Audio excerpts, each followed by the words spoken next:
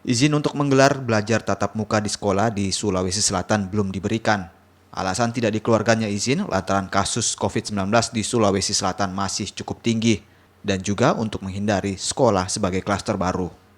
Hingga 16 Februari 2021, terkonfirmasi COVID-19 di Sulawesi Selatan tercatat 52.640 orang. Pastikan bahwa COVID dalam kendali. Pengendalian dulu, karena ini kan sulit.